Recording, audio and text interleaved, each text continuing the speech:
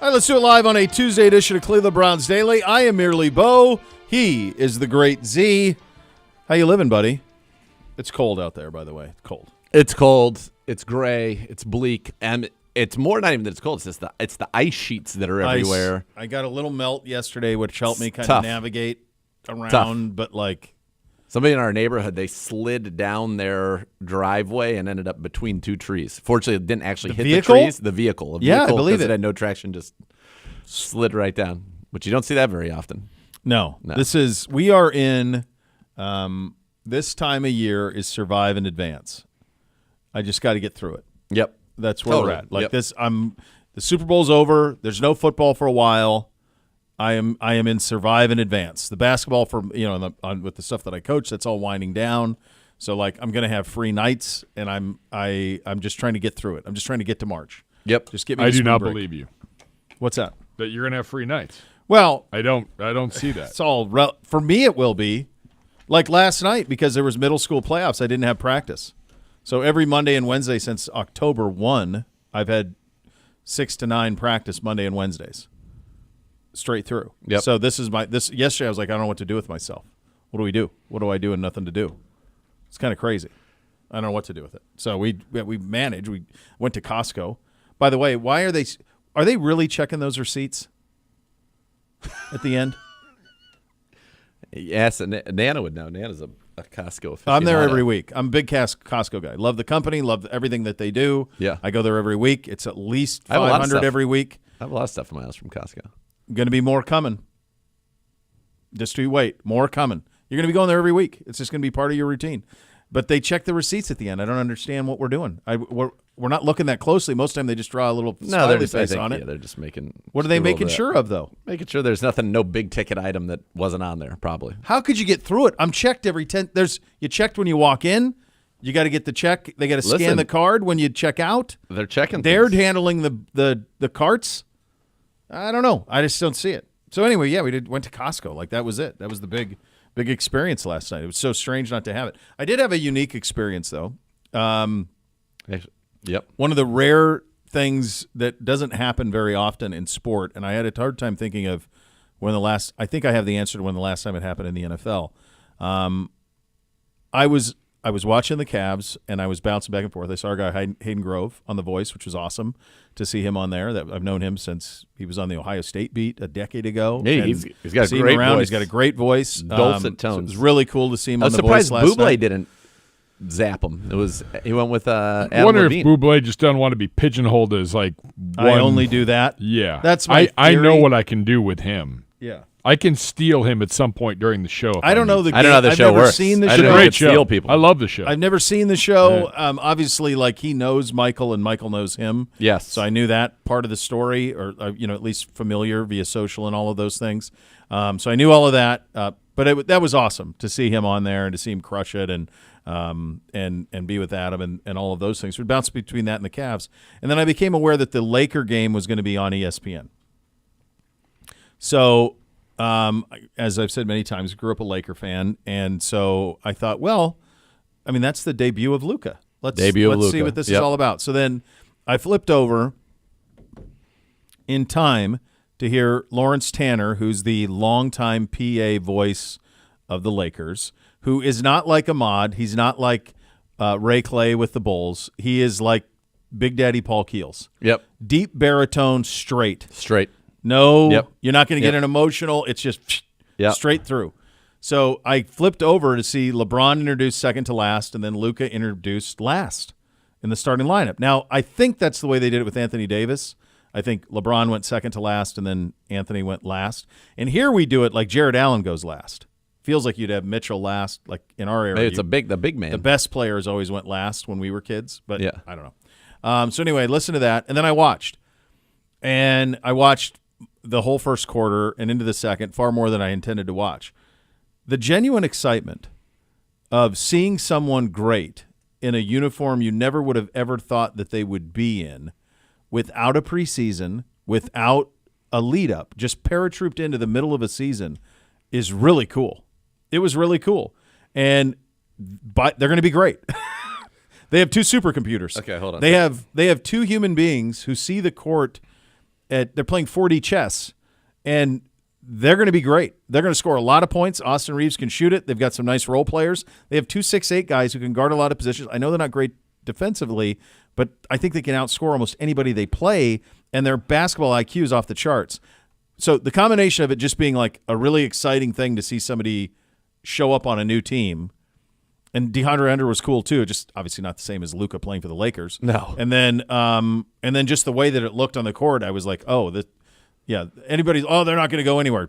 I dare you. I don't think you want to play them. No, you don't want to play him. Did you see what stood out to me from it? And I didn't watch it. I watched highlights. Yeah.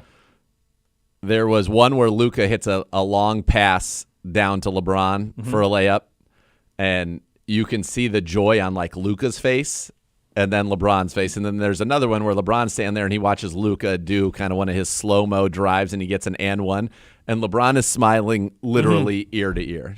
Yeah. And the notion that people had said that LeBron James doesn't like to play with another guy who's ball dominant, Yeah. or he can't, is ridiculous. Yeah.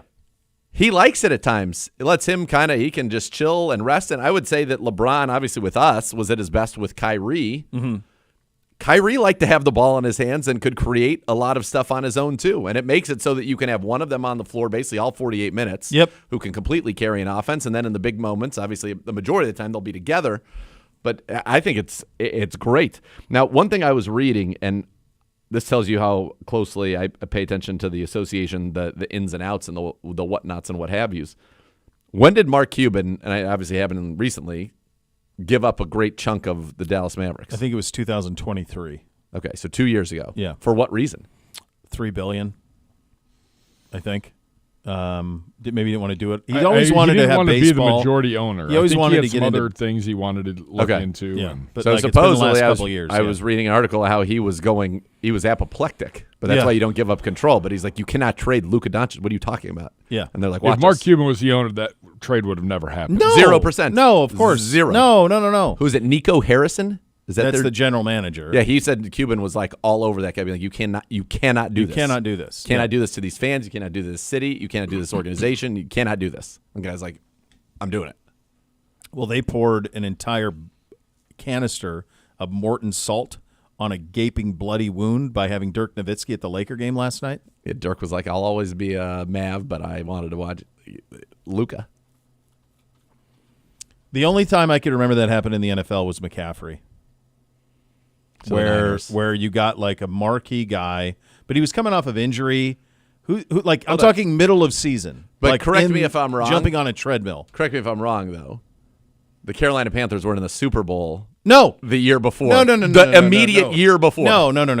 And I don't even know that that's it, because there's not a quarterback one where a guy is dropped in the middle, like traded. No. Baseball used to have them a lot more. Like you'd have a major player, like who's getting into free agency, traded at the deadline. Basketball happens the most because you can get guys. Never like this, though. Not like this, no. Usually guys like this, if anything, they hit free agency. I want to say like Allen Iverson maybe got traded to Denver at the deadline once. Did that happen once? I don't know. But he was past his prime. I know. But this is Luka. This is a in top his prime. 4 player in the league who's 25, and he's. They were just in the NBA Finals. No, there's no. Yeah, it hit me watching it last night. I'm like, this is really cool. I would hate to be a Mavericks fan. I would suck so bad. It's really cool that this type of thing happens. I'm sure most people are like, dude, it sucks. It's the Lakers. They don't need any more good fortune. I get it. But like the thrill of seeing him play with LeBron and having something like that just happen in the cover of Night on a random Saturday. Yeah, it's just so rare in other sports. Baseball has it with like the call-ups, like when Paul Skeens comes up or when Ellie De La Cruz came up in Cincinnati, like you hear whispers about it. But you rarely have those monster trades in season. The NFL, it's almost impossible. Yeah. So it is incredible, and I think it will be very fun. It'll be fun to watch. I'll tell you, and I'm from afar, from a very, very, very afar. I check the standings and I check in on the NBA. But when your playoffs are as long as a season, like the playoffs will begin in what, April? Yeah, and they'll go all Middle of April. So it's basically 2 full months of playoffs. Yeah, you go all the way to June. That's when I'll be much more dialed in. I was curious to see what Hunter would look like with the Cavs and how that would go. And Cavs are fun, sure. They annihilated him, so that was fine. It was good. But then So that was easy to bounce back and forth between that and Hayden, like whenever he Yeah. popped up.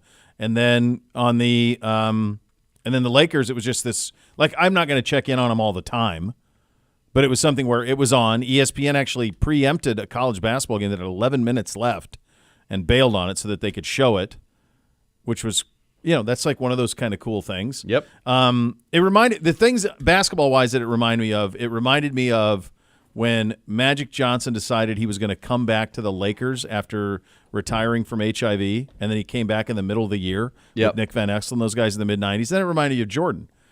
I'm back. And it's like, wait a second, Jordan's back? What are you talking about? He's back. It was the middle of the season. He's wearing 45. Like, it was crazy. Like, 45. what the hell is he doing back? He's going to play again, and then he was just as good. Although they did lose that first year to the Orlando Magic, that first year back for him. The G-Man said, what about the Colts trade for Eric Dickerson? Like, I don't remember that. I mean, I remember the trade. I wasn't old enough to remember, like, all of a sudden I can't wait to watch a Colts game. correct. I don't know about Herschel Walker. Herschel Walker was a big one when the Dallas Cowboys traded Herschel Walker to Minnesota. That was a big middle of the season trade. So that's how far back you got to go. He asked the G-Man to get his MIT kids on it. When was Herschel Walker traded from the Rams to the Colts? 1989. No. What month? Was it in season or was it?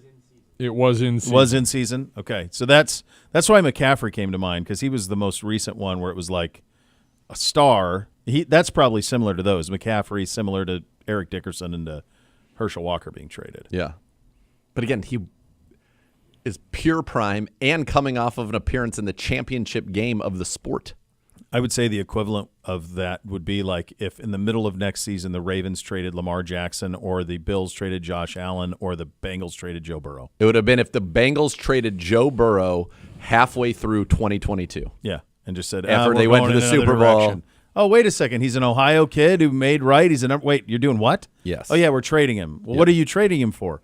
We're going to trade him from Matt Stafford. Matt Stafford is coming back the other The way. Walker trade happened October 12th, right in the middle of the season. I remember Exactly that what with it is. Herschel. It's like it's Joe Burrow coming off that Super Bowl, trading him for Matt Stafford. Matt Stafford. Though who wouldn't have been coming off of winning a Super Bowl himself. No, but had won one previously. Had won one and- previously. yeah, that's it. Yes. And you go, wait, you did what? What did we do? We Excuse can't me? win with Burrow? Excuse me? What are we doing? All right. I do have a tale of woe, and then I got a show that we started watching that I wanted to run by you as well. Go. Tale of woe. Yesterday, I look on a website to find out if there's any Bananas Foster left. All right. And I'm told, yeah, there's 7 half, what are those, half gallons? Half gallons, yeah. There's 7 half gallons left In the state of Ohio? at this particular store. There's 7 of them there? 7. Allegedly. So 7's a lot. and I was planning to buy. All 7. That's right. Yeah. I walk in. What's the distance from your domicile? Don't tell me the location. Just tell me the distance. It adds 30 minutes to my drive home. Adds 30 minutes. So it doubles my drive home. 30 minutes out of the way. Yes. All right. Okay. Continue. And I walk in. Sure you did. I walk right down. You know, right. You know I know exactly the where it store. I is. know where it is. I'm going to tell you something. You can go to any of those stores in America, and it's in the same place in every one of them because they're all set up They're the all same. set up.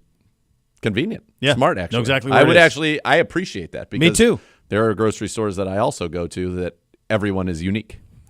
There's And that adds a significant amount of time to your, what's the one in downtown? Is it a Heinen? The Heinen's in downtown Chagrin. yeah. I'm like a rat in a maze in that place. I don't know what's weighs what. I don't Fortunately, understand it's the a flow. very small maze. It is, but it's also you're running into people. I don't know Yeah, what direction to go. I've shopped there twice coming out of lacrosse games, and every time I go in there, I'm like, "You tell me, brother. I don't know what way to go." And I So, do. yeah. I enjoy that store, but it seems to have, when I'm trying to make something sophisticated, it has everything I need but one ingredient. Always. Always without one. fail. It's like, and then I got to go to the main store. So right, I so walk you walk in, in. and I look and I'm like, oh man, there's Hudsonville. There's 4 different levels of it. There's 7 got all of ice it. creams across. I'm like, okay, we're good. Blah, blah. And then I see a Gap. and that's where it says Bananas Foster. 0, not a single one, gone. They're 10 deep of every other flavor. 10 deep of every other flavor. Is our only hope here that the good folks who run the creamery get word that I've you emailed cannot them. keep this in stock? I've emailed them. Have you gotten a response? No. You cannot keep this in stock because here's the deal. Before we started talking about it, before you started talking about it, you told me about this sometime I late discovered fall. it this summer. Yeah, you told me about it in the fall. Yeah. And I would go to the particular stores that had it, and I would check, and they would say, yeah, there's this, but these are here, these are here. I would go there, it would inevitably gone everywhere. I remember one Saturday in probably November after NBC's football season ended that we had a Saturday off, and I drove for the better part of 2.5 hours to various stores that carry that brand, and they were sold. That was the only flavor that was sold out of all of them. Yeah. And I'm like, okay, there's something that's happening here that you're going to want to pay attention to. And I would think that you'd want to lean into it. Maybe make more? Make more of it. Not make none. Not make less. So I asked, I said, is this, what's the deal? They're like, yeah, we were told it's not coming back. That's it. I mean, this is like. It's such a stupefying thing. I discovered this summer in Michigan. Yeah. It's a Michigan-based creamery. That's right. And not even 1 year later, like what kills me the most right now is that knowing that I have, little Zogs on the way, he's never going to get to taste it. He's never going to get to taste it. He's never going to get to taste that Bananas Foster. God, can you imagine little Zogs like that first bite of maybe that his first bite of real food could have been. Blow his mind. Blow his mind. That is a treat. Like the first time you give them ice cream, Oh. and they're like, It's so good. all of it. Give me all of it. Yeah. It's so good. And I will tell you, I was tempted. There was I think it was like a souped up peanut butter cup. Yeah. One that looked really good, but I was like, right now where I'm at is that I'm going to forego that mouthfeel for the rest of my life as a conscientious objector to what they've done. I don't even want to get into their other flavors. I'm too pissed. So I'm like, you know what? I'm just going to buy this and whatever and make the best of it. And then I was like, you know what? I'm not buying it. Good for you. I'm not buying any of it. Until you bring back Hudsonville Bananas Foster ice cream, I'm done with you. We're done. Done. Finished. I couldn't Finito. agree. I love it. Bring it back. We were doing it for free. #1 brand ambassadors on the planet Earth. On the planet Earth. In this region, you couldn't get that ice cream. Could not get even it. when it was still being made. Could not. No. Great job back there. Was that G-Man? Give me an ISO. Good job, G-Man. Great job. G-Man. Jeez. Legend. Can you believe that? It's kind of like, it would be kind of like if Pappy Van Winkle were like, wow, everybody really likes our whiskey. Let's stop making it. Let's not make it. You know what we're going to try? We're going to try making a vodka. We're going to do something else. To hell with it. But wait a second. You're winning all the awards. This is it. Everybody the best. No, we're good. No, We did it. I think I might place a phone call on the way home today. That's how unhappy I am. All right, the other thing I told you, is a new show that we dove into, Severance. Yeah. And quite frankly, the concept is that you agree This is Adam Scott. Yeah, Right? Yeah. it's really good. I like him a lot. It's John Turturro and Christopher Walken are every scene they're in, they steal it. They are electric. They are unbelievable in the show. So just quick premise. Premise is you agree to work for this big conglomerate. It's called Lumen. And you agree to voluntarily that they put this like chip in your brain. Okay. And that whatever you do at work, those memories, when you go in this elevator and you hit this thing, don't transfer to your outside life. And everything in your outside life, none of those memories or anything transfers to your inside life. Like a robotic workforce. So basically, whatever you do in work, you would have no Stays. recollection of once you leave work. Okay. And anything that you've dealt with on the outside, while you're there, you have no recollection of. So some people use it, for example, to escape a trauma. So it's like for at least 8 hours a day, I don't have to think about this trauma that happened to me, and they call it their outie and their innie. It is really good. Really, Patricia Arquette is in it. She is It's really, really, really, really good. So it's won a bunch of awards. It's funny you say this because last night I was looking for something to start some of it seems so overwhelming. Like I Outlander popped up and I just saw 6 seasons. Outlander's amazing. I know, but I saw 6 years. And I'm Overwhelming. Like, oh my God, that Yeah. just seems like I can't be watching this till August. Like, Yes. And then the other ones are all like there's 6 episodes, and I'm like, well, that's hardly worth it. Like, what are we doing? So I did see Severance, 2 seasons. and I'm intrigued. So you're giving it the stamp of approval. Oh, yeah. And it's more like I'm not even sure at this point that I even totally understand what's going on. And I'm 6 through 9 of season 1. I'm through 6 of the 9 episodes. Oh wow, you're flying. It's good. Like Yeah. we were like, oh yeah, I want it. Okay, Yeah. what's next? What's next? Okay.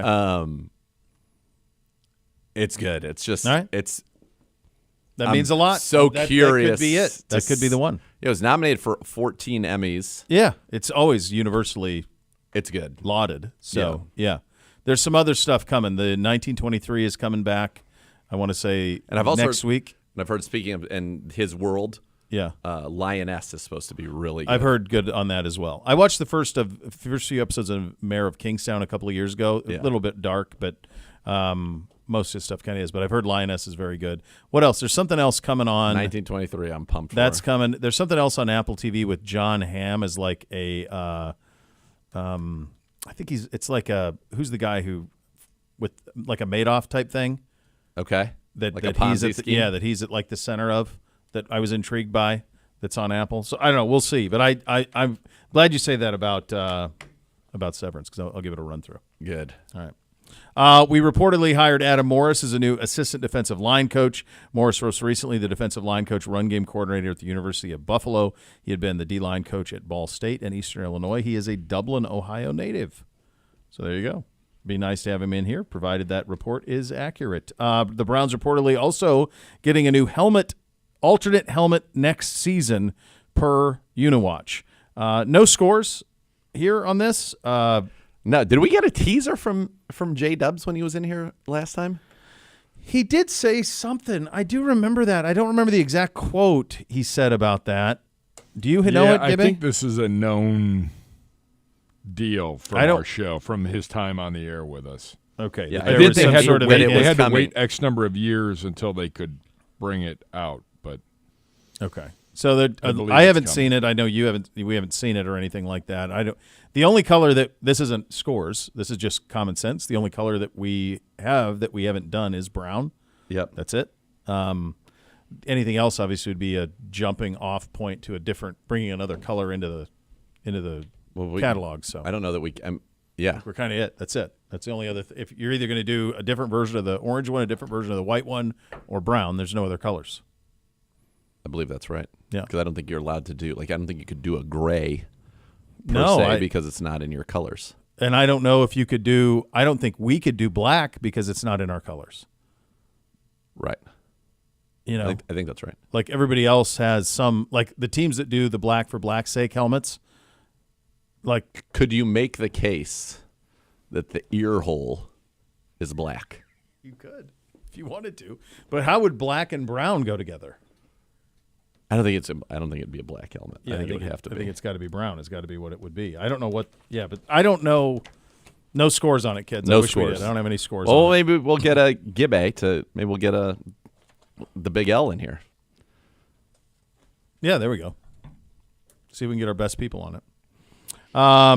Also, I've got my best man on it. big congratulations to Elijah Moore on the birth of his baby girl. So congratulations Yes. to him as well. That's beautiful. All Love right, we Elijah. also want to take care of the final over-under results of the season. Right now? In Yeah. my right hand, we have Right them. this second? Yeah. I'm excited. I don't think you should be. I probably will be disappointed. I don't think you should I be. manage my expectations Because I'm well. pretty sure I got I'm 3 going out in of with a 5 positive right. outlook. But My how wife many says did I he need to get? be more Doesn't positive. matter if I got 3 out of 5. Oh yeah, that would you would need a full. But did you? So I believe this is what I believe. Neither of us know. I I don't- swore Gabe to like secrecy. This is what I Segura believe. tried to get it out of him This Go ahead. is what I believe. Yep. I believe that we will win. I correctly got Saquon Barkley under 115.5 yards rushing. That was number 1, and you did, and Gibby got that wrong. So now 1-0, 0-1. Okay. The next category, Dallas Goedert receiving yards, 51.5. He went under I originally went under and then changed it to over like a dope. I believe I got that wrong. Also correct. Okay. Gibbe back to even Steven, but a game Down back. one. I'm But still down down one. one. Still Game down back. one. All right. Patrick Mahomes passing attempts over under 29.5. Oh, boy. Gibby Over. Gibby over. Zagura under. What? Oh! I'm kidding. That's not true. That's not true. I was like, wait a second. That's not true. No. I just wanted that. No. Just give me that little That's not victory. true. Just a nice No, no. three. That screenshot. It was a Just 3-second someone victory. take that screenshot. Just so that face can get saved by somebody. That's it. Yes. You both went over. Just so you know, that was one we had in common. That Just was so the you one I know, dropped a word I shouldn't say. Yes, that's true. His 30th pass was thrown inside the opponent's 10-yard line when they were down, I think, 40-6 at the time, and I was well aware of it. Very well aware. But I didn't realize that was one that we had. That was the one you Separate. had the same. Or had you the had same. You had that one the same. All right. Next, Travis Kelce receptions over under. Oh, no. 7. This is the one that did it. Yeah, I was under. Zagura was under. You were over. That's it. So you both went 3 and 2. Gibbe got the over on the points. You were under the points. So Gibbe went 3 and 2. You went 3 and 2. At the end of the playoffs, Z was 12 and 8. Gibbe was 11 and 9. So overall, you ended up 53 Very sad. and 50. Winning. And Gibbe was a 52 and 49, which is pretty remarkable. Champion's prerogative. What a week. Woo! What Yes. a week. Maybe next year, Gibbe.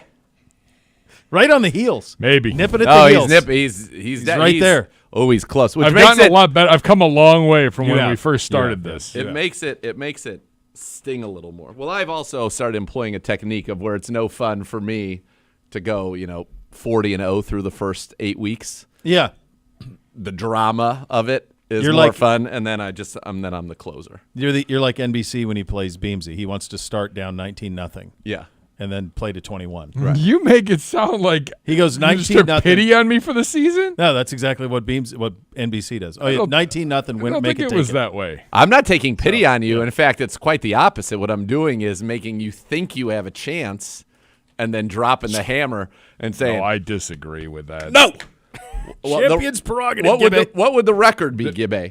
There were How many there were times have you won this definitely there were contest? Mondays where Zagura came in, or even during the game broadcast itself, where Zagura was almost despondent.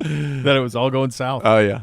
Yeah, it was wild. Unfortunately, in some of our games, once we got to the second half, the That's only all we thing had. that we had to talk we about have. were the You've got it. over-unders. Those are your hot topics of the day, presented by University Hospitals, official healthcare partner of your Cleveland Browns. Bob Wischusen, radio play-by-play voice of the New York Jets, Come to going to Cleveland, join us Rogers! next. Well, we'll ask him about all of that. I'm curious what the company line is on all of that. We continue our tour around the AFC with the New York Jets, who will have a new quarterback this year, reportedly. That's coming up next. Cleveland Browns Daily, 850 ESPN Cleveland.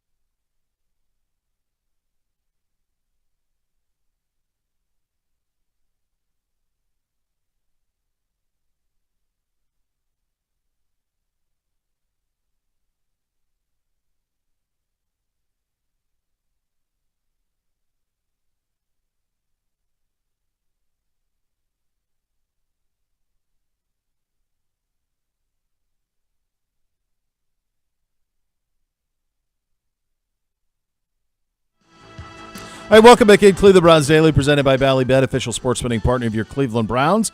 We continue our look at the AFC, the off-season preview, the season review. Our good buddy Bob Wischusen, radio play-by-play voice of the New York Jets. He joins on the Twisted Tea Hotline, presented by Twisted Tea Hard Iced Tea, official sponsor of your Cleveland Browns. Keep it twisted, Cleveland. Bob, from your vantage point, obviously a very tough season there. What was this past season like? And now that you kind of know reportedly what the end game was, how did we get here? That's a great question. Obviously, it was a season that began with tremendous promise, but it never materialized. When you have a year like that, no one goes without blame. Coach gets fired, general manager gets fired. It's a whole new regime in now, but the defense, I thought, generally speaking, got a bit of a bad rap. I thought they played well enough to win. I thought it was more of an offensive problem during the season, and now they're going to have a whole new offense in terms of quarterback and philosophy going forward. So we'll see, what problems they're able to solve. But that was really the crux of most of their struggles. They just could not score consistently. Bob, what was your take on what happened with Robert Saleh? Did that, from the outside, from afar, it felt like he kind of got a rather raw deal? Yeah, you can certainly make that argument. He only had a 5-game sample size with Aaron Rodgers. Now, ultimately, would they have ended up in the same place? I have no idea. But at the same time, Woody Johnson did say over the last summer that last year was kind of a win or else season, and he might have pushed the button quickly, but there was no doubt he was going to push the button because he backed up what he said, right? Win or else with Aaron Rodgers at quarterback and a roster that going into the season, from a talent perspective, had them as kind of the hip pick in the AFC to potentially be in the Super Bowl. And so, in the NFL, a season can get away from you very, very quickly. And I guess that's what he was sensing at the time. Push the button, and it turned out not to work out.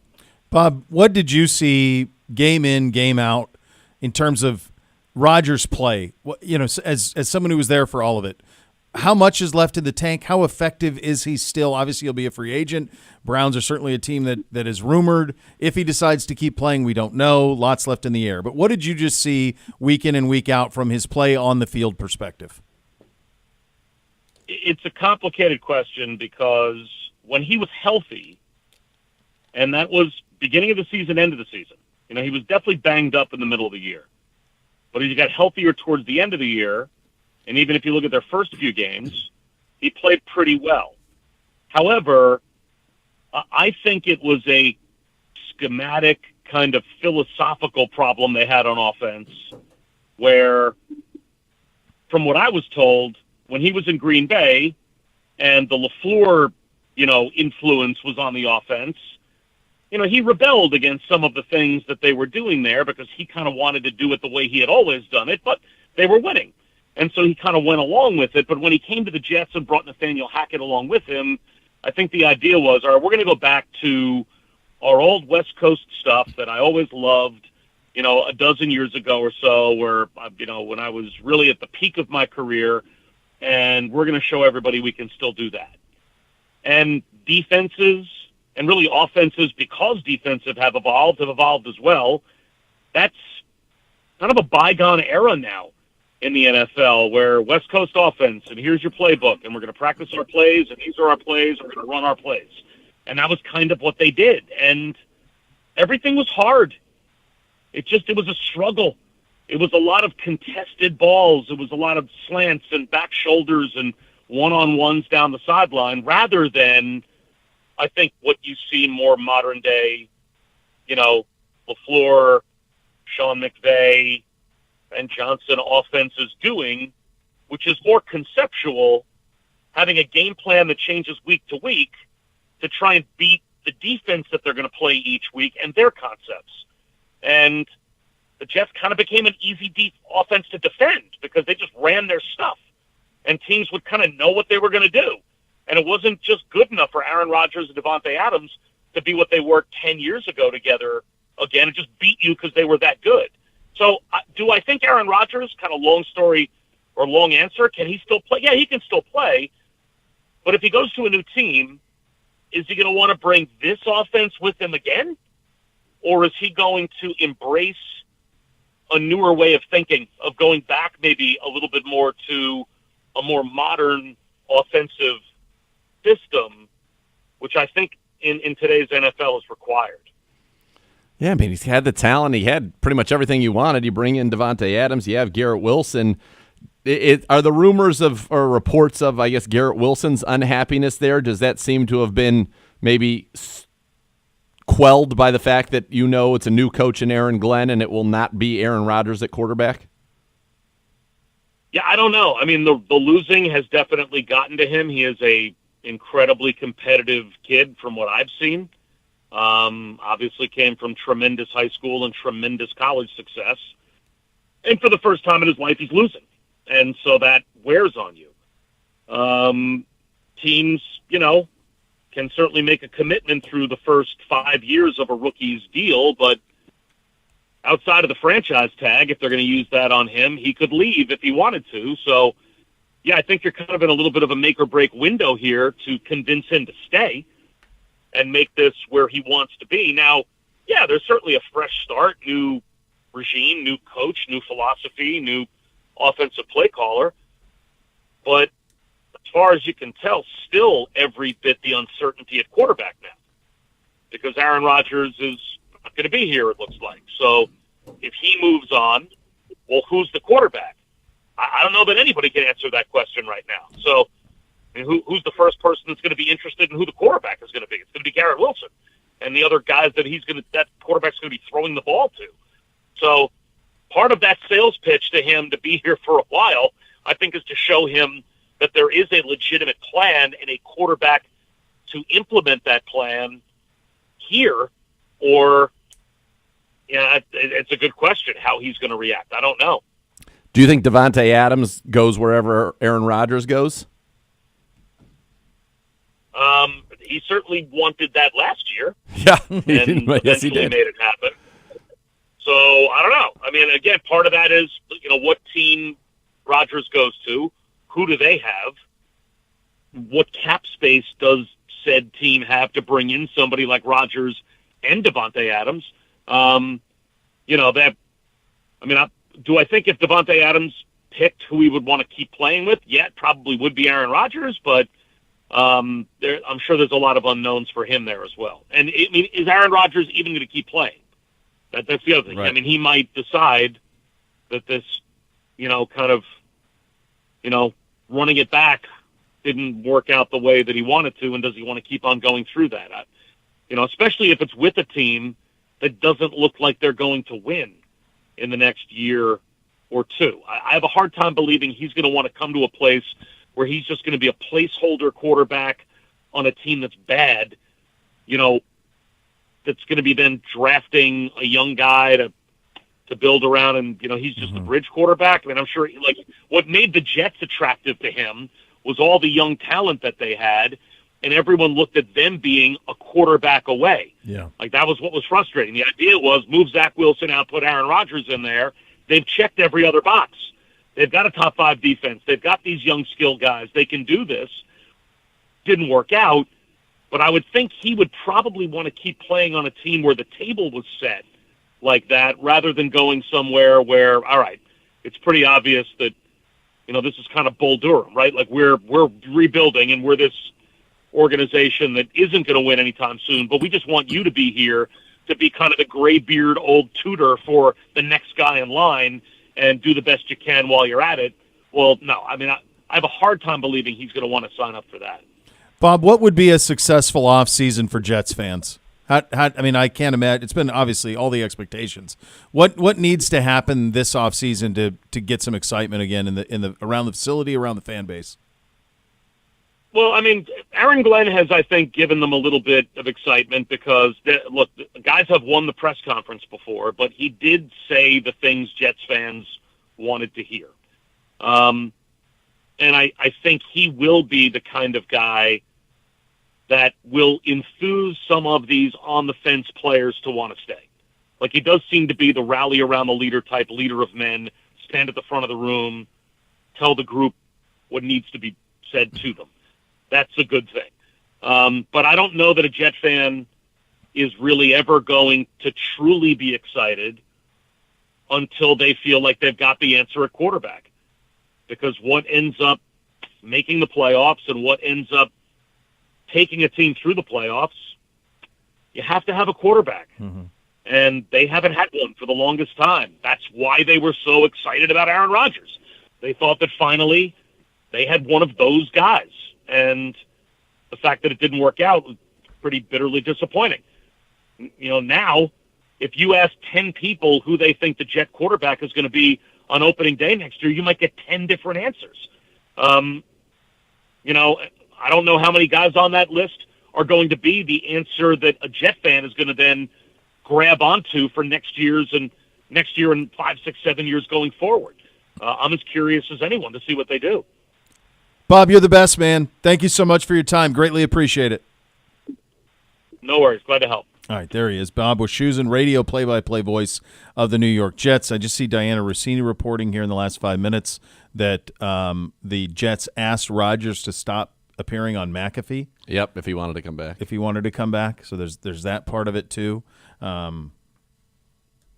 It was interesting what Bob said off the top about when he was healthy, he was pretty good. I actually pulled up his game logs from last season. And it's hard because, some of these games are pretty out of control, but they were actually 2-2 after the month of September. I don't know that any. And then I they didn't lost remember one more it that game, way. and Saleh got fired. Yeah, they were 2-2. They lost in the opener at the 49ers. He was bad in that game and looked kind of washed. They beat the Titans the next time out. He was decent in that one. He had 5 touchdowns, 1 pick in the first month. Beat New England 24-3. They lost to Denver 10-9. That was after Denver got bombed in Miami, right? Yep. And then they lost to him. Then they lost to Miami. To Minnesota. That was one of the worst games. He was 29-54, 244, 2 touchdowns, 3 picks. Lost by 3 to Buffalo. He's pretty good in that one. 23-35, 294, 2 touchdowns and a pick.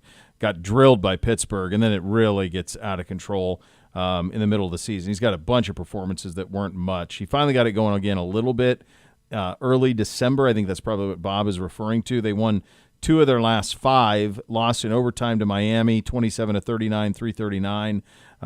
Beat Jacksonville 16-30, 289.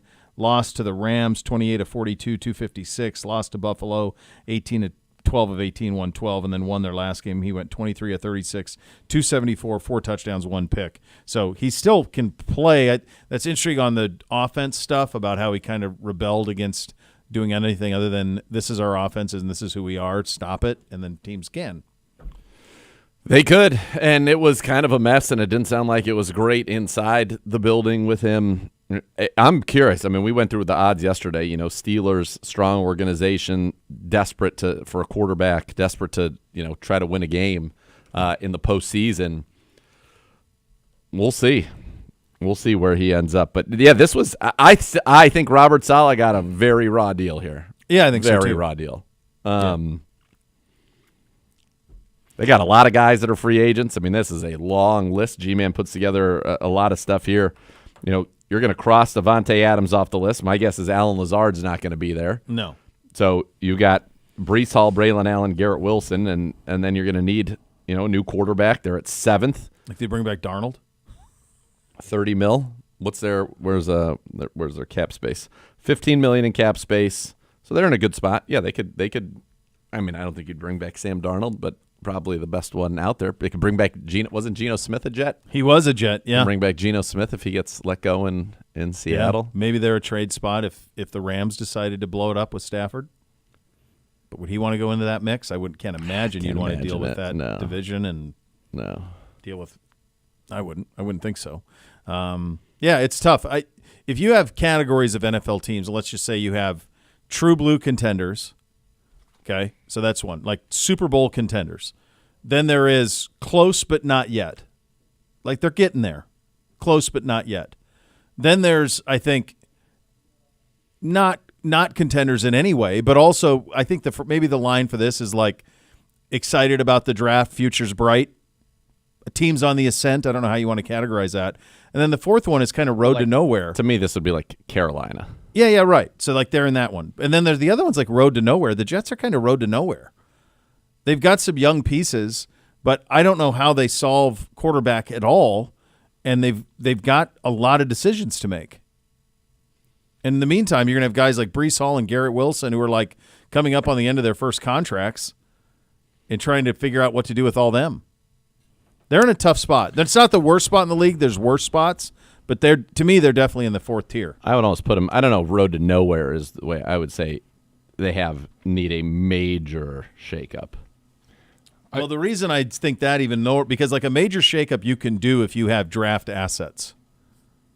Like in terms of picking first, second, third, and you know what I mean? They're going to have 5 in the top 108. Yeah. No, I know. Yeah. It's tough. It's a tough job. I'm intrigued what you think of the whole division, because outside of Buffalo being a, quote, Super Bowl contender, is anybody else in those top 3 tiers? I don't think I can put Miami in there. No. New England's in the not a contender, but the future is bright. Is Miami a road to New nowhere? England's future to bright. I think maybe Miami could be. I don't know. They're not contenders. No. You're not looking forward to the draft. What are you? I mean, yeah. Well, and we have Miami tomorrow, and then we have Buffalo We need a fifth on one. Thursday. It's pretenders. Miami's a pretender. On the outside looking in, they look like a contender, but they're actually a pretender. I think Pittsburgh's that. I think everybody who has talent but doesn't have like missing one thing, whether that's quarterback, usually it's quarterback, they're pretenders. So you're talking Miami, Pittsburgh, Tampa, Seattle. Like that's better than. Yes. That's better than – that's the middle tier. It's the direct middle. It's contender, not yet, pretender, excitable about the draft future, and then road to nowhere. Yeah. Yeah. I think pretender is where I'd put Miami. And I think New England is trending right. Rams might be in that just because it feels Rams like. might be that way too. I don't think they're a contender in any way. Now, you can be a pretender and make the postseason. Of course. But I there's think a that's what it ceiling is. on your head. That's what it is. You know? I think that's exactly. Yeah, there's a concrete ceiling you cannot get through. Yeah. All right. We will go around the sports world coming up next. You're listening to Cleveland Browns Daily on 850 ESPN Cleveland.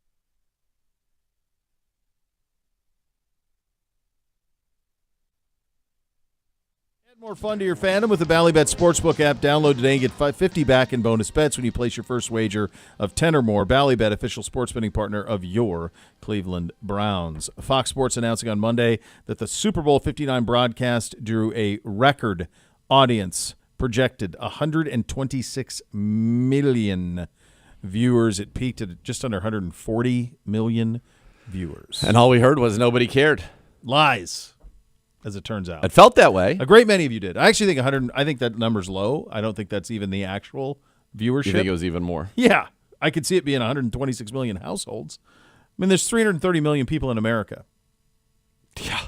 Even if 100 million people, Yeah, if you have a Didn't party with watch. 50 people, if 100 million people didn't watch, 230 did. That it would at least watch some of it. Every restaurant you would have went into, everything think you about would have it, went into, parties are all parties, counting one. sports bars. Like, no, I think the number is actually much bigger than 126. Yep. Yeah, it is the National Football League, and college football is, for lack of a better term, they're drifting in it. They're in the draft. Like, it's NASCAR this weekend. So a little Daytona. NFL is going like this, and then college football is kind of like just right behind it, pulling it along. Those two ascending, either maintaining or ascending across the board. Everything else has gotten incredibly regional. Those two sports are national. Yeah. 100%. That's it. The other sports are entirely regional. If your The team's Luka trade has made the NBA relevant. for a week. For a week. Yeah. But I mean, it won't be anything. The only time the NBA crosses over into was Steph, LeBron. If you get like a stretch of those type of megastars playing each other, then it crosses over and it rates really well. But if you don't get that, it's not there. Baseball had Dodgers, Yankees, and I'm going to give you an analogy. 100,000 people watch hockey. So I'm going to give you an analogy from the fine film What About Bob, the cinematic masterpiece. yeah. And he's talking about the greatness of Dr. Leo Marvin. Mm-hmm. And he says, we're just ropes off the Goodyear blimp. He's so far above us. So The NFL is the Goodyear blimp. yeah. College football is the little where the people are, Cockpit. actually. The cockpit. The little cockpit, yeah. The little cockpit, and then everything else is on the ground. Yeah. That's it. Well done. Yeah, it's so far removed. It's not even. There's a bunch of factors that led to it. One game a week's a big part of it. Of course. It's a perfect television sport. Fantasy football is huge in getting young kids to buy in. Gambling is huge to get people to buy in. It's easy to gamble on. It's easily understandable. I also think like the rise of the sport and sports talk radio, football is a perfect sports talk radio medium. It's a perfect podcast medium because it's once a week. Once a week. So you can make everything's a big deal. You can't make a big deal. when Everything you're is a playing big deal. 81 games, 82 Right. games. You can't make a big deal when you're doing 162 games. You were a programmer, Gibbe. Like, how many markets in this country can come on and do baseball 5 days a week? Because you have to rate. If you don't get audience, you can't continue to do the job. Right. I once had a consultant tell me from a rating standpoint for baseball and talking baseball, it's big on opening day, it's big at the trade deadline, Yeah. and it's big after Labor Day if your team's in it. That's it. I mean, that came from one of the top programming minds to ever program sports Right, radio. And even then, it's probably New York a little, Boston a little, St. Louis a little, maybe a little Chicago, Yeah. maybe. No, and I'm not saying that some cities don't have it more than others, but it's No, you can't. And I think the NBA's in the same boat, and NHL for sure. They're distant. I think the NBA come April going to be a lot of fun. Yeah. Especially in now this with town. Luka with the Lakers and the Yeah. Cavs doing the what Cavs they're are great. doing. Like, Yeah. But It will be. again, like it's what we talked about a month ago. The Cavs, amazing start. Like it's been awesome to watch, and they haven't lost anything. I'm knocking on wood as I say that. I mean, night in and night out when they play, they are fun to watch, and I want them to win. But it is game number like 50 of 82. Yeah. Like, just stay the course, kids. Yeah. No, it is. It's so like they get their deadline. I will give them this. Like they get the opener, which funds. They used to have Christmas. They do have the trade deadline, which this year was pretty great. A lot of big things happening. Yeah. Then they get their All-Star game. And then it goes away for March Madness because March Madness dominates March. NBA is not even – it's such an afterthought. in terms of what people are watching in March. Not close. So it goes away, and then it fires back up when you get to April and May. So we'll see. We talked a little bit about the Luka deal last night and his debut. The Guardians just announced a new streaming package to eliminate local blackouts. For $100 a season, you can stream every game, excluding the national games, on cleguardians.tv. A lot of folks are doing this. I saw a lot of folks. Well, hell, last night's Cavs game was on one of the local channels. The CW, yeah. I noticed that last night. So that's something. I know they're doing that down in Columbus with the hockey team too. Like they're picking some games that they give to that. So look, you know, if you want people to love your sport, it's got to be able to be seen. It's really that simple. Like kids have to be able to watch it, so you grow in a new generation. I mean, of fans. the fact that I you think still these late can't tips watch and Cavs kicks hurt games. kids liking stuff I too. do It think, sucks. though, I mean, you and I, again, it's not a get off my lawn and you got to monetize things, but one of the great things for me as a kid, and it was so easy, and one of the reasons I think I was more of a baseball fan, I think it was because I was younger, and it was, obviously passed down from Pedro, but they were on TV. Every single game was on TV. Yeah. Every Warriors game was on TV. Every A's game was on TV. Every Giants game was on TV. And then, of course, obviously the football games were, but that's true now too. Now to watch those other sport, they've made it harder to watch sports that are in lower demand. Mm-hmm. Think about that. It doesn't make any sense. You can watch every college football game every Saturday. They're And all on television. Every NFL and every game. NFL game. Now they're branching out to make money from streaming services, so you may need different. But the reality is it is 100% a lower demand item or product that they are trying to make it harder to get. Now, I think this thing with the Guardians here, it's less than $1 a game. I applaud them. I applaud them too, but I also think there's a world in which that's just on TV. Yeah. Well, that's what the Suns do. That's what they're doing. Like they just gave it to local television. They said it's more important actually that people see watch our games than anything else. So we got to be able to do that. They'll never make it public. I'd be curious how many people pay the $100. Be very curious to know what that. I think a number is. decent number. I don't know what it defines a decent number. I have a lot of friends that, they have to go to a bar to watch the Guardians. For sure, but I wonder what the number is. To me, it's at $100. Yeah, what would be a win at $100? Is it 20,000 people? I think 20,000 people That's are paying $2 million, $100, right? I mean, you went to math. You went to private school. I didn't. I believe so. Should tell you, you're listening to 850 It is. ESPN Cleveland, WKNR, a Good Karma brand station. Yeah, 20,000 people would be $2 million. Like, what's that? What does that mean? Is that a success? You think it's going to I be don't know. bigger? You think it'll be more than that, I think they Gibbe? do better than we think.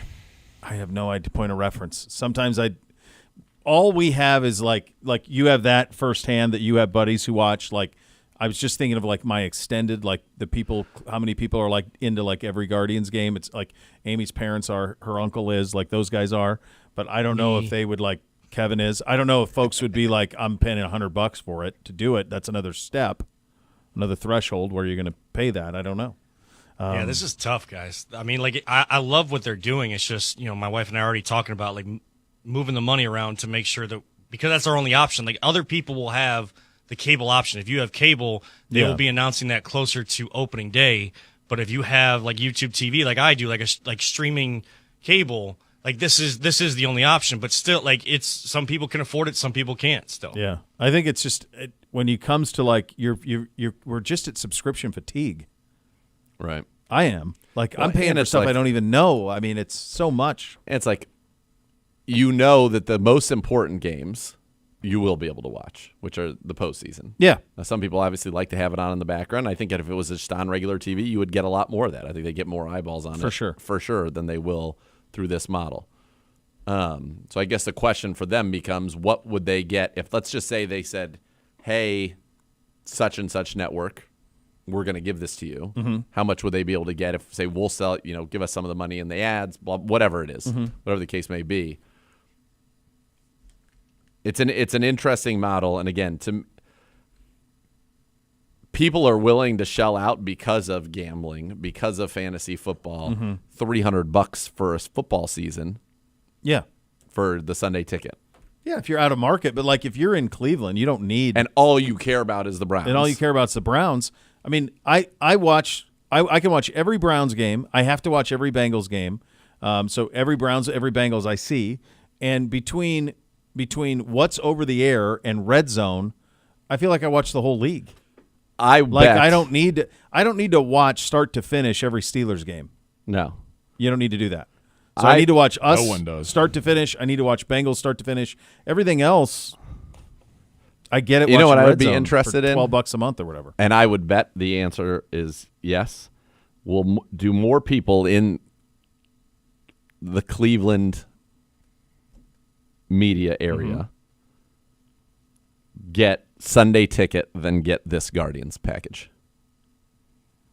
Yeah, that would be fascinating to know. Don't you think yes? I would It's think. the NFL. I would think. Yeah.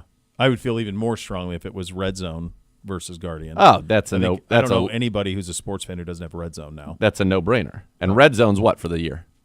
It's like $12 a month or whatever.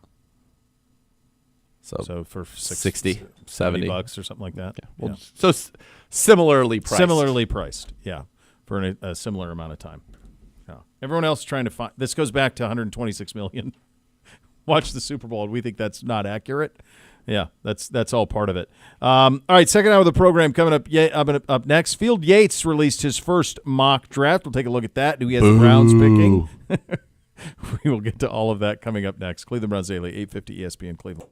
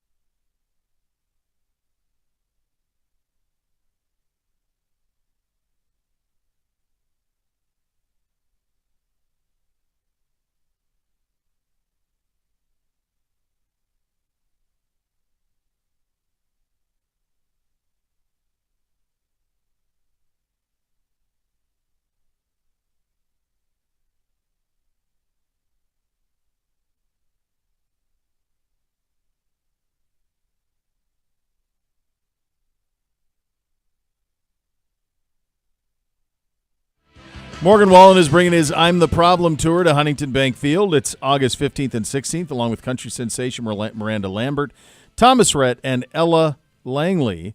Tickets are on sale now at huntingtonbankfield.com/Morgan Wallen. Don't miss out on this must-see summer show. Do you know the last time a country act played the Super Bowl halftime? Was it Garth? Did Garth ever play? Tell him to stay off the internet. I know he's in there Googling. G-Man is. I can hear him Googling from here. He is. He's not. Really? Not touching anything. Garth's never done it. Now, he's in a little bit of trouble off the field right now, so I don't know that he could do it. But, he would have been, the one that could have brought the house country? down. There's been one true country headlining at the Super Bowl. There's one who's done it. Give me an era, please. It's a Super Bowl that's near and dear to your heart. So that long ago? Or that you've completely erased from memory because of your vitriol towards the quarterback of your beloved team. Oh, man, I have no idea who did the halftime. That'd So been it's the talking Chargers? 1995. The Niners. 94. 94. 94. Played in 1995 was the year, 1994. season. You'd never get it. I don't even know if you've ever heard of who it is. It was Clint Black. Wow. I've heard of Clint Black. Yeah, so it was him, Tanya Tucker, a couple other ones. That's the last time. Why? I have no idea. They went through a bunch of themes. They had one where it was Indiana Jones themed, and that was it. Diana Ross did one. They've had some in the late 90s that were all themes, and then they went old school after the Janet Jackson Justin Timberlake thing. They went old school classic rock, and then they've kind of been in this hip hop world for a while now. But it's been since 1994 that there was a country act, and I was thinking to myself in Indy. U2, I was at that one too. Yeah. So it was U2. I saw U2. I think the one in Jacksonville with the Eagles and Patriots that I think that was Paul McCartney. Wow. I think. I know he played. I know he did one. I think that was Paul McCartney. Prince did one. That's probably the best. When he sang Purple Rain in the Rain at the Super Bowl, that was crazy good. U2 was crazy. Madonna, and then the other one was Beyonce in New Orleans for. Well, she's now a country singer, so that could have been So that could work, yeah. But isn't that crazy? It feels like country music's as popular as it's ever been. I'm just surprised that there haven't been. Yeah, like a Chesney halftime. Yeah, for sure. But they don't this pay. Morgan Wallen That's cat the thing. or The Super Bowl Luke doesn't Bryan. pay for you to. Right, but Luke Bryan, one of those type All of right, cats. so this will be fun. So this will be our lifetimes. We'll start from 78. Oh my God. Jeez. From Paris to the Paris of America with Tyler Apache Bells, Pete Fountain, and Al Hurt. I don't know who it is. I don't know any of them. 79, Super Bowl 13 Carnival, a salute to the Caribbean with Canton Hamilton and various Caribbean bands. Nothing. I don't know who those are. 1980, a salute to the big band era with Up With the People. 1981, a Mardi Gras festival. 1982, a salute to the 60s and Motown. Wow. 1983, Kaleido Superscope, a kaleidoscope of color and sound. 1984, salute to the superstars of the silver screen. 85, a world of children's dreams. 86, the beat of the future. 87. Who are the performers? Doesn't even say. This is what it says. When it has an actual performer, it says. Salute to Hollywood's 100th anniversary. 88, Something Grand featuring 88 grand pianos, the Rockettes, and Chubby Checker. Wow. 1989, Bebop Bamboozled featuring 3D effects. 1990, a salute to New Orleans and the 40th anniversary of Peanuts characters featuring trumpeter Pete Fountain, Doug Kershaw, and Irma Thomas. So up through 90, they're still not even doing All right, headline now. When now is we- Michael Jackson? Now we get going a little bit. 1991, a small world salute to 25 years of the Super Bowl featuring New Kids on the Block. What was that Whitney Houston pregame anthem? at Tampa. That's the most. Is that 91 or is that It's 92? right around there, yeah. somewhere? 92, Winter Magic, including a salute to the winter season and the Winter Olympics featuring Gloria Estefan, Brian Boitano, and Dorothy Hamill. I wonder if they played What Would Brian Boitano Do? Give me a little Katarina Witt, and then that has a very different feel to it. 1993, Heal the rhythm's gonna World get you. featuring Michael Jackson. That's the one. That's the one where it went nuts. That was remember how he had to just stood there with his glasses. Then he finally Yep. took them off and it went nuts. That Yep. was the one that I remember going nuts. 1994, Rockin' Country Sunday featuring Clint Black, Tanya Tucker, Travis Tritt, Winona, and Naomi Judd. I love me some Travis That's that Tritt. one. It's a great day to be alive about soup. That's Unbelievable. That's Travis Tritt. Yeah. That's Yeah. that song. 93, the Michael Jackson finale included an audience card stunt. 94, finale included a flashlight stunt. 1995, Indiana Jones and the Temple of the Forbidden Eye featuring Tony Bennett, Patti LaBelle, Arturo Sandoval, the Miami Sound Machine, and stunts including fire and skydivers. Finale included audience participation with light sticks. 1996, this is, I don't remember any of this. I don't think Michael's the first one I remember is like a big deal. But it's he still did. But we it's don't still- get And to it didn't like go back we to don't me. get to one person doing it until 2002 is when it changes. 1996, Diana Ross celebrates 30 years of the Super Bowl with special effects, pyrotechnics, and a stadium card stunt. Finale featured Diana Ross being That's taken kinda, from the though. stadium in a helicopter. So that's her. Diana Ross and then and Michael Jackson in 93. 97, Blues Brothers Bash featuring Dan Aykroyd, John Goodman, and James Belushi. Also featuring the Godfather of Soul, James Brown, and ZZ Top. That'd have been awesome. Wow. I would have 97. loved to watch that. It's great. 98, a tribute to Motown's 40th anniversary, including Boyz II Men, Smokey Robinson, Queen Latifah, Martha Reeves, and the Temptations. I remember that. I remember that one, yeah. 99, Celebration of Soul, Salsa, and Swing, featuring Stevie Wonder, Gloria Estefan again. That's her third run. Big Bad Voodoo Daddy, right? 'Cause she's with Miami Sound Machine, right? Yeah. And tap dancer Savion Glover. Big Bad Voodoo Daddy from the movie Swingers was at the Super Bowl halftime show. They're so money they don't even know By it. the way, I don't even know it. They don't even know it. It's like Yeah. those big claws. Didn't they just have their 30th anniversary that Swingers came out? I think. Could be. Yeah. Pretty sure. In the year 2000, A Tapestry of Nations featuring Phil Collins, Christina Aguilera, Enrique Iglesias, Tony Braxton, and an 80-person choir. That's strong. That's a hell of a lineup. 2001, The Kings of Rock and Pop featuring Aerosmith, NSYNC, Britney Spears, Mary J. Blige, and Nelly. Now we get more. This is going to be a lot Was shorter. Run DMC not a surprise guest for that one? They were not listed here. Got it. 2002, U2. Yeah. 2003, Shania Twain, No Doubt, and Sting. That's country. Yeah. Shania's country. Shania's no country. doubt in country. No along doubt with is it. ska. Certainly not. No. 2004, Janet Jackson, Kid Rock, P. Diddy, Nelly, and Justin Timberlake. Greasy. Yep. That's where it went real south. Things happened. Yep. Next. Next.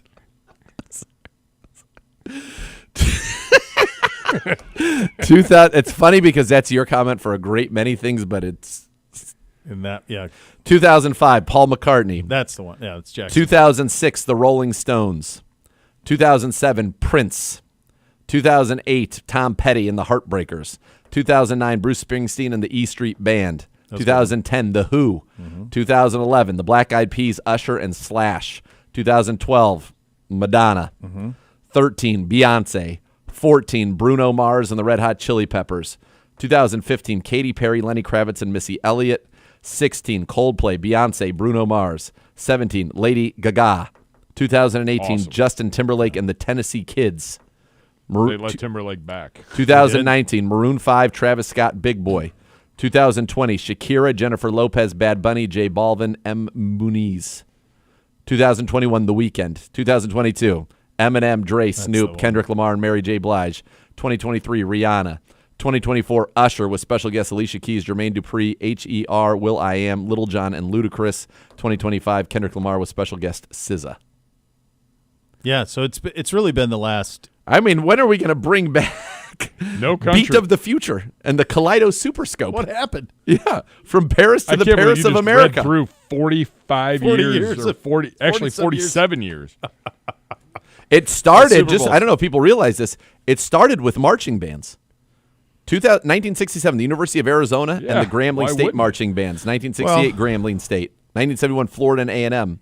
That's what bowl halftimes were. Yeah. and still are. Is the marching bands, and that's what it is. So it's not become the spectacle that it is now until, relatively recently. Yeah, really, 2002.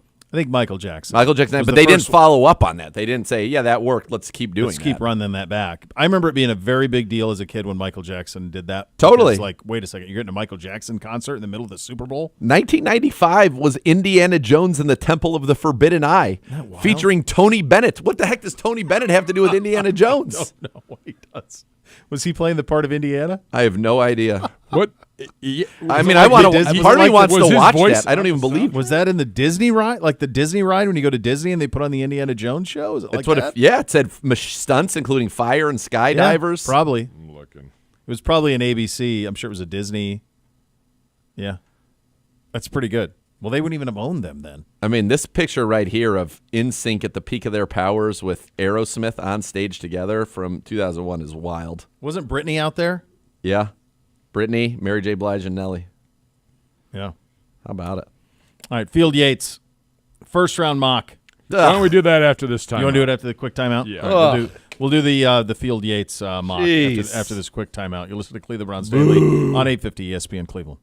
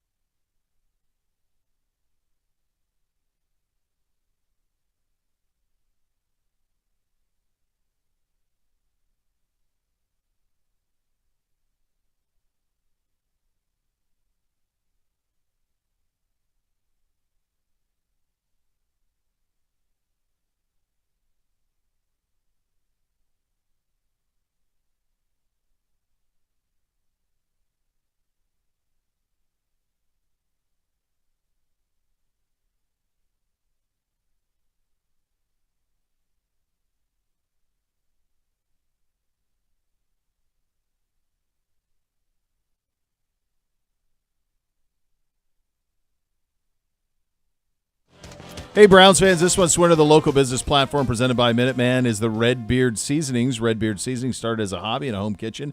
It's since blossomed into a collection featuring original recipes, pepper sauce, steak and brisket chips, even coffee. Check them out today to learn more about the local business platform. Visit browns.com/community/local business platform. All right, Field Yates, mock draft. He has us taking Abdul Carter with pick number 2. Here's what he has to say.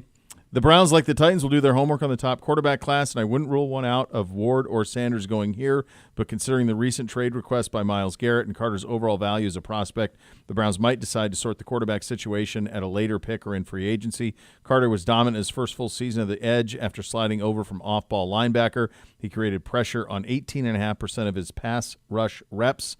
This past season finished with 12 sacks, 23.5 tackles for loss. All three numbers were among the top 7 in the nation. Mr. Zagura. What would you say is the number one reason why Myles Garrett has made a trade request? Because we're not winning as much if you take him at his word that the winning isn't as much as it needs to be. What would you say has been the biggest reason that the Browns have not been able to have sustained winning? Quarterback excellence. So does it make much sense to you? No. That the Browns would not. By the way, Abdul Carter, people are saying. They're saying it. People are saying it. Maybe he's an off-ball linebacker. He could be like Zach Bond. There you go. People are saying this right now. So what if you drafted him 2 overall and made him an off-ball linebacker and not an edge rusher? That would be a choice. Be a choice to have an off-ball linebacker number 2 overall. When's the last time that's happened? So I think people are confused because I remember Micah Parsons in college was kind of a hybrid, but was more of an off-ball linebacker. Yeah, he was like LeVar Arrington was for them. And they said, well, actually, you're more valuable as a pass rusher in the National Football League. That's right. And that's what he does. Abdul Carter is a pass rusher in the National Football League. That's Although correct. I would enjoy watching some team draft him second and be like, we're going to play Tampa 2 on this down, and you're going to go run the scene with Kyle Pitts. Good luck with that. Go do that. Wait, what? And I'm going to get paid less? And less. On the next contract? You're going to make less ever. The salary we pay you as the number 2 overall pick is going to slot you as one of the top paid off-ball linebackers in the league as opposed to being not even in the top 20 as an edge rusher. Yeah, right. Yeah. Some people are saying it. People are saying it. They are saying it. You can't say they're not. Listen, I'm just going to read 2 things to you. Okay, go ahead. I have the Giants taking the electric Ward as the first signal caller off the board.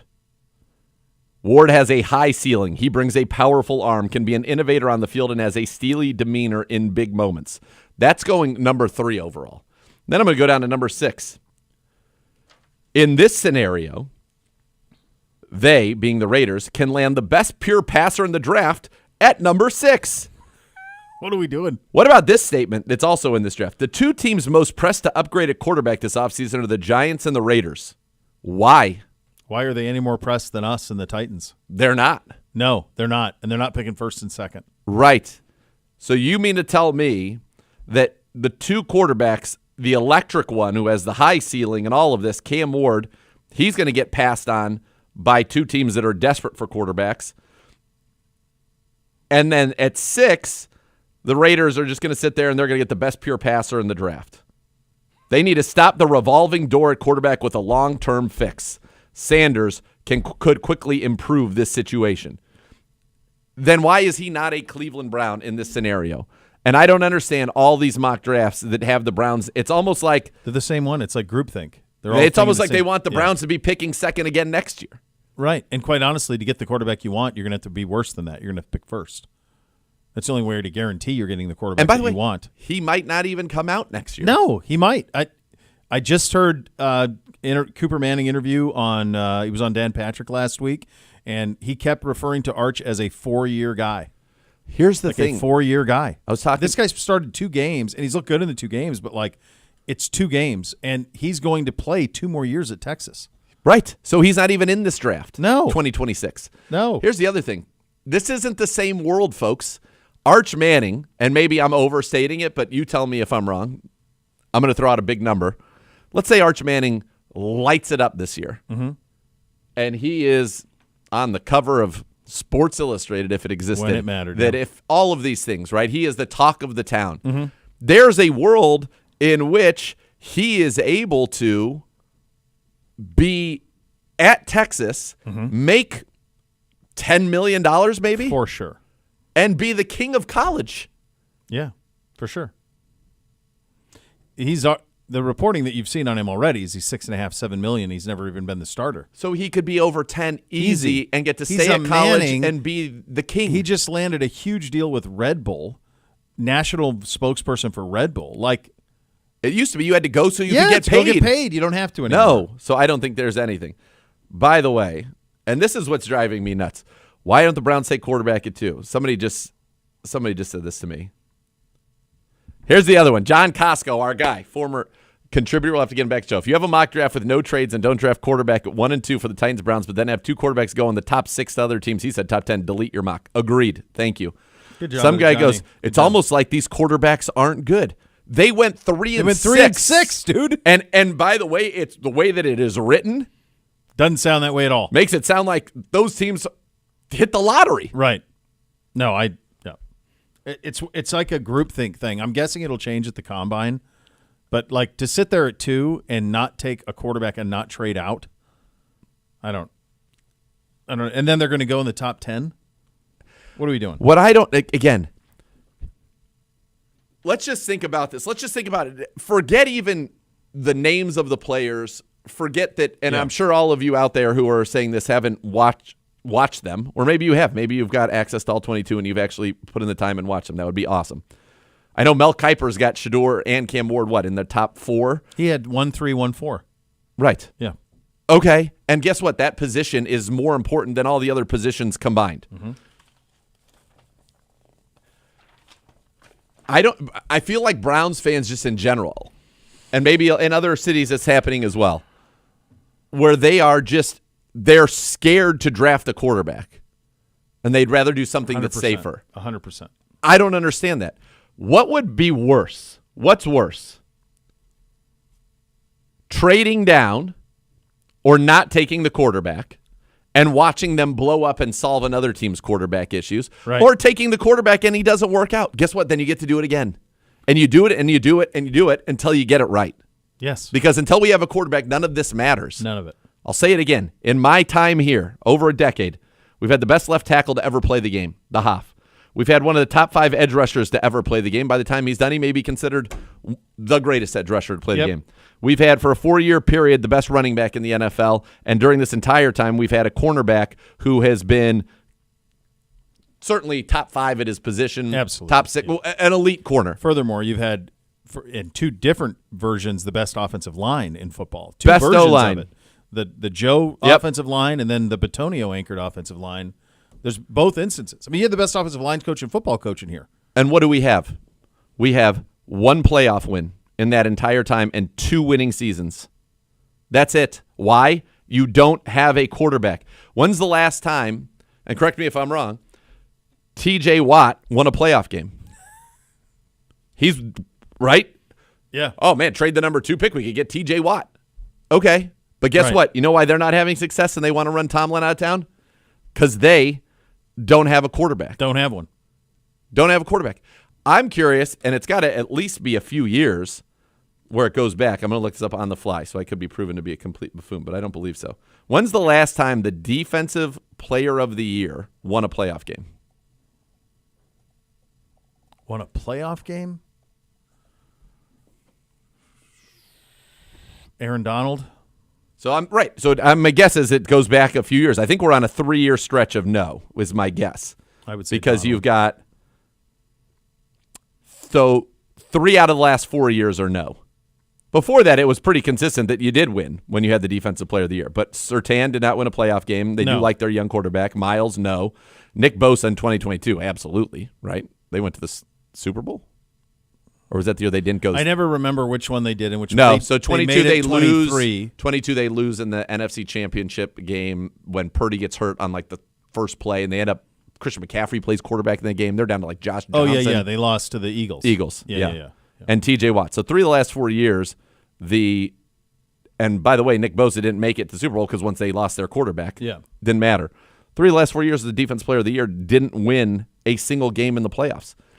This is a league that is about, by the way, Trey Hendrickson, who led the league in sacks here, he didn't even go to the playoffs. Now, they do have a quarterback, but they have mismanaged that situation pretty badly down there to the point where they were able to miss the playoffs, and obviously that lost week 1 haunts them. But this is a quarterback league, period. Point blank, quarterback league. The Browns have an opportunity to draft a quarterback in this draft. And if they get it right, it has the chance to turn things around. It has a chance for the Browns then to be a team that can have sustained success. If they don't, guess what? They can do it again because without the quarterback, it does not matter. It's also not as punitive as it used to be. To So get I'm out saying, of a quarterback, it's not a big deal. Like it's 2 years and you move on. I mean, It's not the Sam Bradford draft. No, it's where he a gets long 60. time ago. It's not like that where it cripples you. It doesn't. No. It doesn't cripple you at all.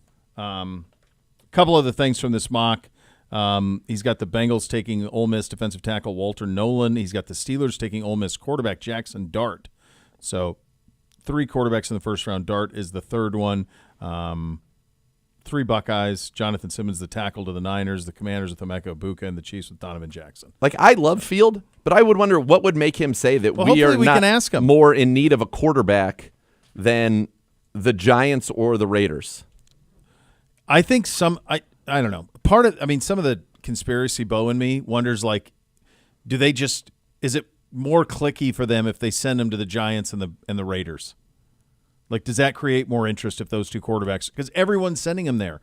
Everyone has those guys dropping. I don't understand it. Like, us and the Titans need quarterback Badly. and it's not like it's not like the Kenny Pickett draft where you got one quarterback in the top 100 picks or whatever. Like, there's 3 guys. He's got 3 guys going in the first round. Right, which surprises me a little bit on Dart, but fine. I don't get it.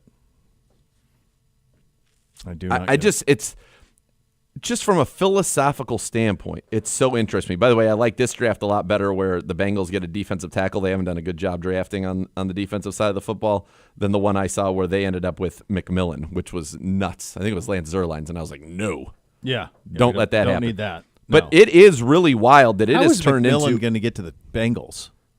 I don't know. He's gonna He went 17th in that mock. I was I like, don't no think way. that's gonna happen. Please. It's just wild to me that when none of these now do the quarterbacks get past 6. They're both off the board by 6. And that you wouldn't have them at 1 or 2. And it does seem to be kind of a group think type of a thing, which is Here's the thing. stunning to me. You and I have done this enough, and we know now we haven't been in this mix for a while, but we've done this enough to know that there is a consensus of thought that happens before the combine, and then there will be a consensus of thought that happens after. I promise you, we'll be in Indy in a couple of weeks, and you're going to get a change one way or another, and because all of these are the same. They're all the same. They all have us taking Abdul Carter, Travis Hunter, that type of player. Here's a guy. Here's a Chad Reuter. It's a 3-rounder we can go through, but he goes, Titans go Cam Ward 1, Browns 2, Travis Hunter, Giants 3, Shedeur Sanders.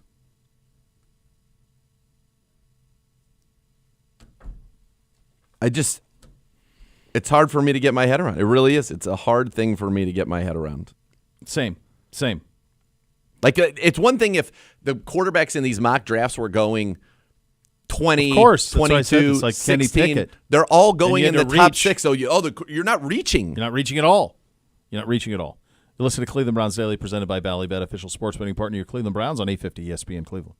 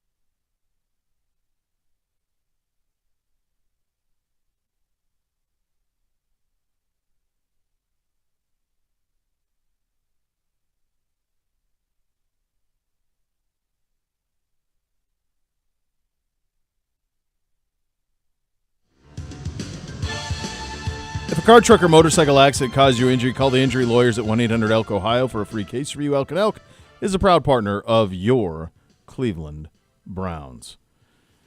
Yeah, I think what you said there is the thing that is so strange in this is, like, Kuiper has them 3 and 4. They are consistently both going in the top 8. I have not seen one mock draft that does not have both Shedeur Sanders and Cam Ward gone by pick 6. Not one. Have you? No. They're always going the top 6. There's never one where maybe there's one early in the process that had Shedeur going like 15 or something like that, but I can't recall it. Most of them have them going in the top 6. There's been nothing even remotely close to that recently. No. So it's hard for me to understand the thinking on. I just don't think as an organization, us or the Titans, who have been. I mean, the Titans have been looking for like a franchise quarterback since Steve McNair. Really, Yeah.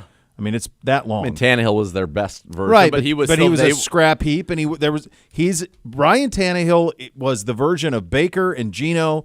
Maybe a little. He's very much like Baker. He puts you in a pretender class. He's a pretender quarterback, for sure. Like there's close, but not close. They had the best, most dominant running force that we've seen. Yes. Since Adrian Peterson consistently in Derrick Henry, and it wasn't enough. They had superb coaching with Vrabel and great defense and weapons on the outside, and they couldn't do anything because they couldn't get to the ultimate prize because their quarterback was limited.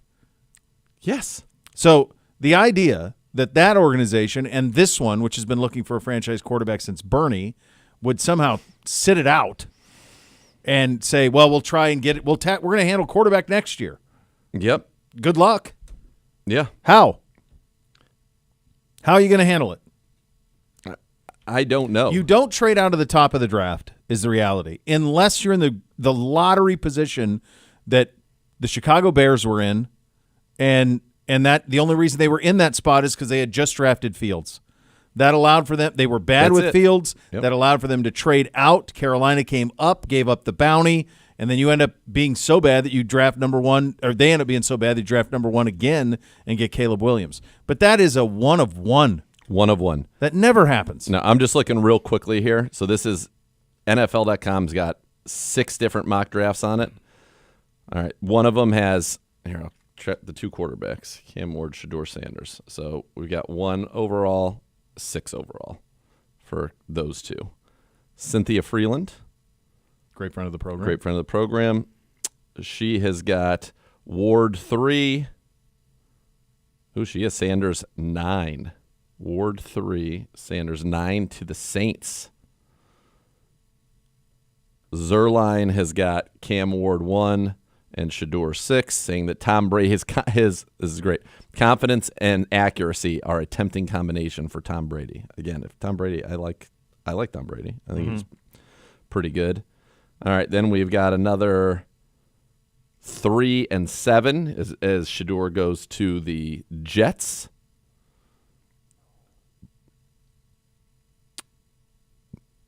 Now we've got Bucky Brooks has Shedeur 1 to Tennessee and Cam Ward 3.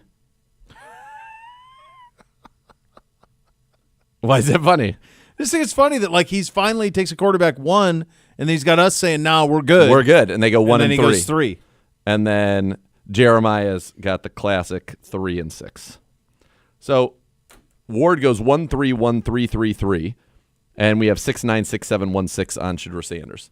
So both all in the top 10 in every single one of these mock drafts. And here you are. So clearly they're good. And I think Cam Ward, as I've said, I think Cam Ward has the higher ceiling and might be the more toolsy prospect overall and might be the best prospect, which is why I'm 100% fine with both of them. Yeah.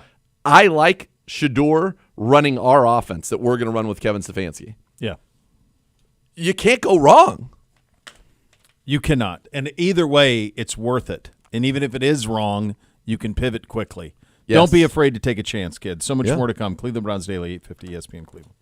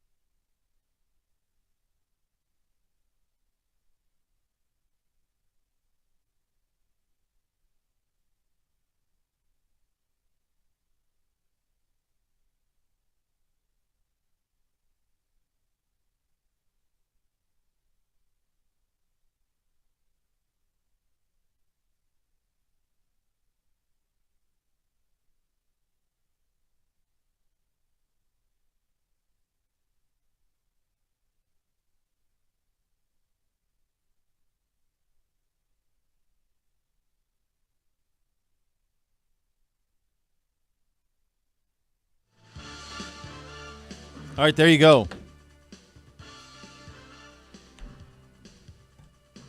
We'll be at the Combine in a couple weeks. This will be interesting. Good. Let's go. And hopefully we come out of there with the this is how it's going. Dancing Gibby in the background. Oh, man. Lurking, 30. dancing. He had a good day. There he is. Look at him. Look at him shucking and jiving. He's having the time of his life.